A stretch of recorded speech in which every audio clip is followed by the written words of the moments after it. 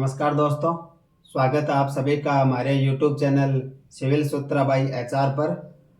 दोस्तों, यूपीएससी में तैयारी स्टार्ट करने से ही ज़्यादातर स्टूडेंट्स का ये क्वेश्चन रहता है नोट्स के बारे में कि नोट्स बनाएं या नहीं बनाएं, बनाएं तो कैसे बनाएं, कौन सी रीडिंग में बनाएं, या कितने छोटे या कितने लॉन्ग जो नोट्स हैं वो बनाएं, या मतलब कि करंट अफेयर्स के नोट्स बनाने या नहीं बनाने, इस टाइप के बहुत सारे क्वेश्चंस रहते हैं।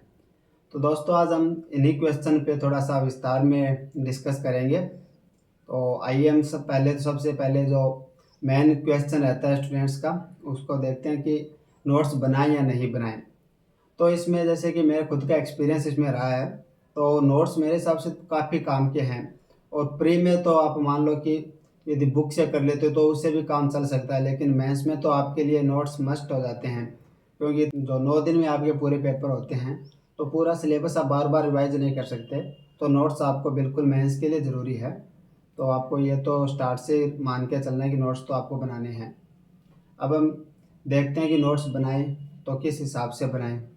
तो इसके लिए दोस्तों, सबसे पहले तो अपने को तैयारी के स्टार्ट में ही जो सिलेबस है यूपीएससी का, उसको अच्छे से देख लेना है। उसके टॉपिक है, उसके अंदर कौन कौन से सब टॉपिक है, उनको माइंड में एक थोड़ी इसकी इमेजेस बना लेनी है।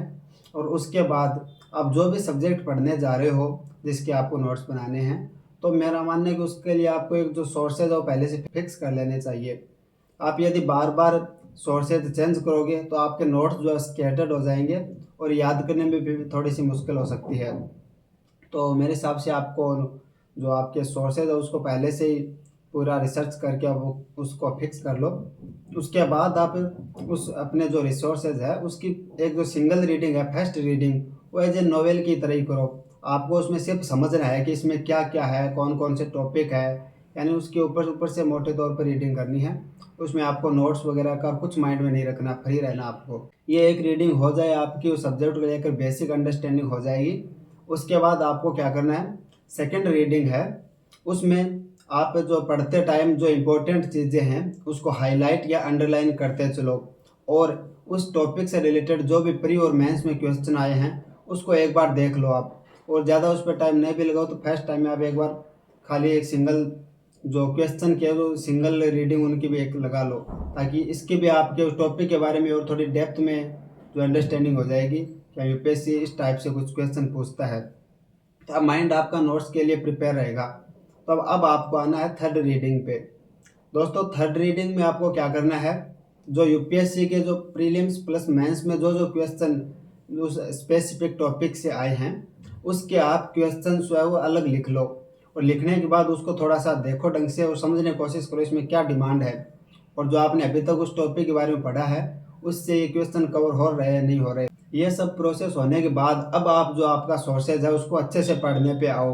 और जो भी जैसे आपकी बुक है उसको पढ़ रहे हो तो पढ़ते टाइम भी वो माइंड में क्वेश्चंस रखो और देखो कि किस कंटेंट से मेरे उस जो क्वेश्चंस है उसके आंसर बन रहे हैं। ये सब आप कर लोगे, आप अब की बार थर्ड जो रीडिंग है उसमें अच्छे से पढ़ लोगे। उसके बाद मेरा मानना है कि आप नोट्स की तरफ जाओ। तो इससे आपका क्या होगा, एक तो नोट्स जो है कंसाइज रहेंगे, यानी कि शॉर्ट नोट्स रहेंगे, फालतू की चीज़ें उसमें नहीं आएगी। और जो यूपीएससी की मेन डिमांड रहती है उसके हिसाब से ही आप जो है नोट्स बना पाओगे।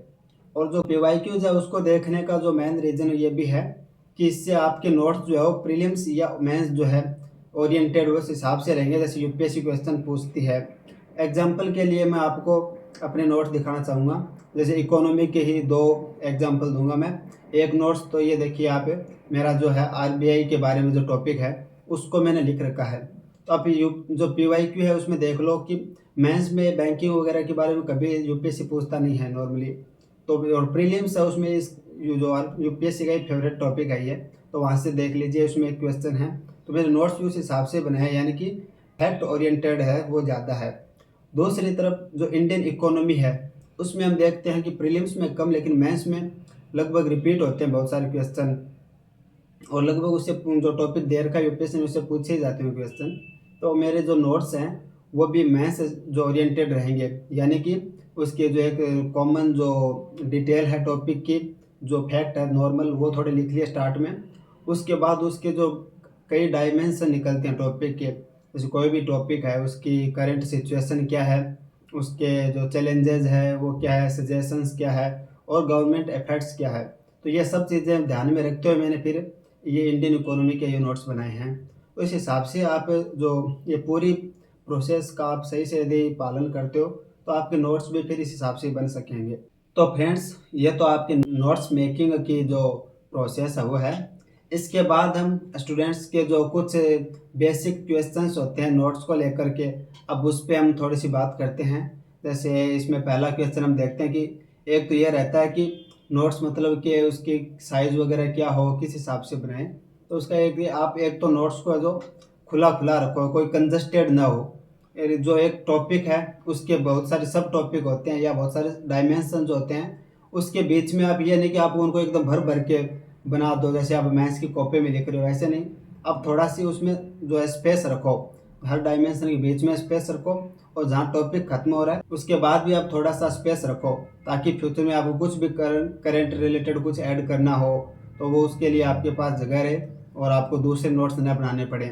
और इसका दूसरा फ़ायदा ये होता है कि आपके नोट्स यदि सुंदर है, देखने में अट्रैक्टिव है और थोड़े खुले खुले हैं तो याद भी थोड़ा ईजी रहता है, माइंड उसको कैच थोड़ा ईजिली करता है। ये एक साइकोलॉजी का फैक्ट भी है।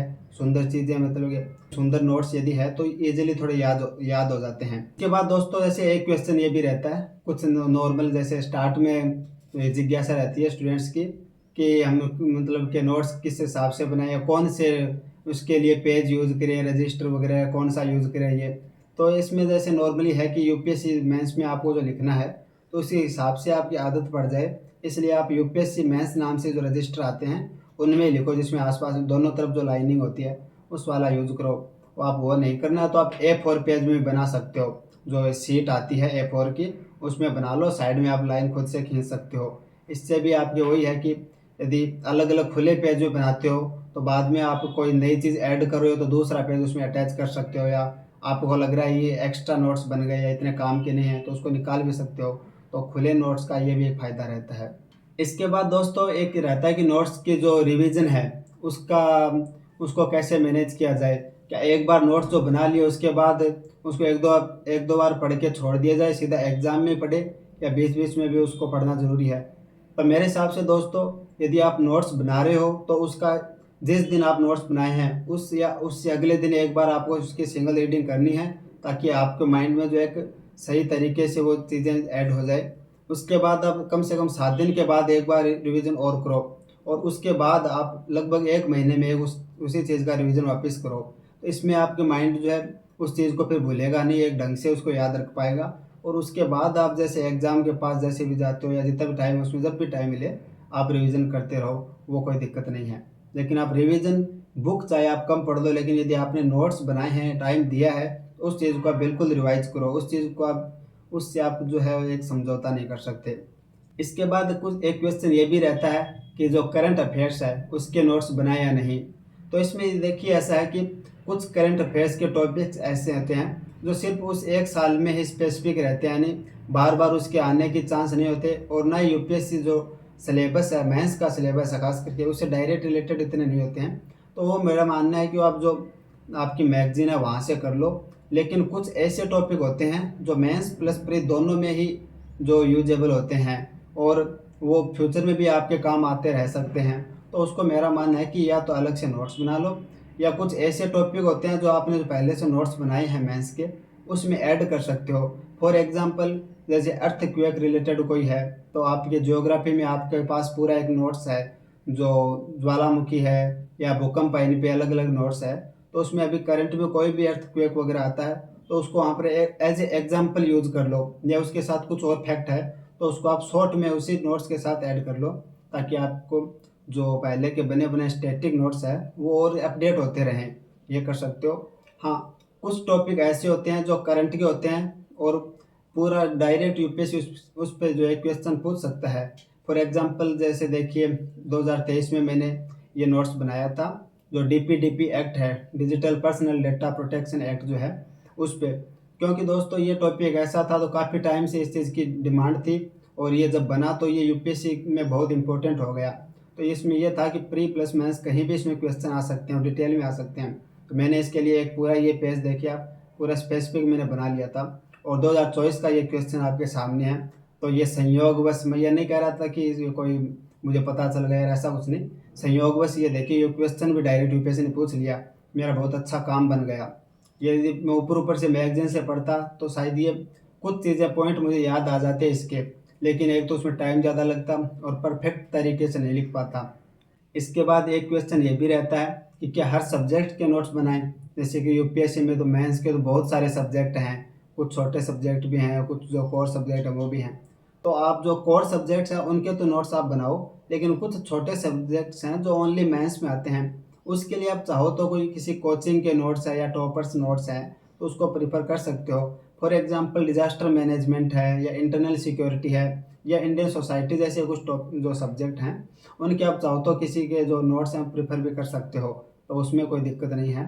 जो कोर सब्जेक्ट है जैसे ज्योग्राफी हिस्ट्री वगैरह, इसके नोट्स बनाने का एक यह फ़ायदा भी होता है कि आप इतनी जो एक प्रोसेस है 3 रीडिंग की वो करने के बाद उस फेज़ तक आते हो नोट्स बनाने के, तो उसमें आपकी जो अंडरस्टैंडिंग है वो इतनी अच्छी होती है कि प्रीलिम्स में कंसेप्चुअल जो क्वेश्चन होते हैं उनको समझने में भी आपको फिर ज़्यादा दिक्कत नहीं होती है। तो आपको डायरेक्टली इनडायरेक्टली इसका बहुत ज़्यादा फ़ायदा होता है, तो वो चीज़ आप कर सकते हो। इसके बाद एक जो चीज़ है तो मैं आपको एक सलाह देना चाहूँगा कि आप नोट्स अपने नोट्स है उसमें सिर्फ जो कंटेंट मत भरिए। जो भी आप मेंस में डायग्राम्स चार्ट्स टेबल यूज करना चाहते हो या जो अपन जो आंसर राइटिंग देखते हैं टॉपर्स की कॉपी जो मेंस की, तो उसमें अपन देखते हैं कि डायग्राम्स वगैरह यूज होते हैं, तो उस तरीके से आप भी अपने नोट्स के साथ ही ऐड करते जाइए। ज़्यादातर स्टूडेंट्स को ये लगता है कि हम मेंस में तो बना ही लेंगे खुद से, वहाँ पर तो इनोवेशन कर लेंगे, अभी तो जो है कंटेंट उसको भरते हैं, ये चीज़ें याद होगी तो वहाँ कर लेंगे। दोस्तों मुझे लगता है मेरे खुद के एक्सपीरियंस से मैं ये चीज़ कह सकता हूँ कि एग्ज़ाम में आप कुछ भी इनोवेटिव नहीं कर पाते। आप वही लिख पाते हो जो आपने पहले से पढ़ रखा है, आपके माइंड में जो बार बार रिविजन से जो चीज़ फिट हुई है।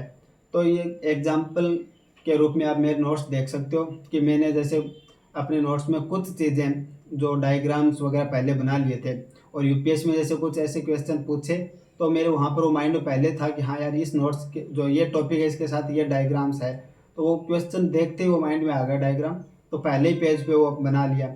वरना वहाँ पर जो इतनी स्पीड में आपको आंसर लिखने होते हैं और टाइम भी कम होता है, तो वहाँ पर नई चीज़ें आती नहीं हैं। तो इसलिए मेरा मानना यही है कि डायग्राम्स वगैरह टेबल्स वगैरह वो खुद आप जो है नोट्स में ही ऐड करते जाइए और बाद में प्रैक्टिस में भी उस चीज़ को वापस से लिखते रहिए। ये जो आपको मेंस में अलग से जो आपको एक एक्स्ट्रा बेनिफिट दे सकता है, तो ये चीज़ है। और दोस्तों हैंड रिटन जो मैप्स वगैरह है वो भी आप रखो, जैसे वो जो जियोग्राफी वगैरह की नोट्स हैं इनमें जैसे इंडिया का मैप है या वर्ल्ड का है या और कोई डायग्राम्स है, उसको अपने हाथों से बार बार बनाने की कोशिश कीजिए। जो नोट्स में आपने बना रखा उसको हाथ से बना करके और उसको रफ में भी बार बार करते रहिए, तो इससे भी आपकी एक जो प्रैक्टिस पहले से रहेगी। तो दोस्तों जो नोट्स के बारे में मेरे पास जो क्वेश्चन थे उस पर मैंने बात की है। इसके अलावा यदि आपके और भी कोई क्वेश्चन है तो मुझे आप टेलीग्राम पे डायरेक्ट मैसेज कर सकते हो, या इसके अलावा जो इंस्टाग्राम है आईडी है उस पर भी कर सकते हो, जिसकी जो लिंक और डिस्क्रिप्शन में आपके सामने है। और ऐसे ही कुछ और क्वेश्चन आपके हैं तो उस वो भी आप बता सकते हो। और आगे के वीडियोज में हम बात करेंगे PYQs पे, यानी कि यूपीएससी के जो प्रीलिम्स के PYQs है वो उसका ट्रेंड क्या रहता है, किस प्रकार वो रिपीट होते हैं, कहाँ उसमें ट्रिक लगती है, इस टाइप से एक जो एनालिटिकल वीडियो है उस पर अपन डिटेल में बात करने की कोशिश करेंगे।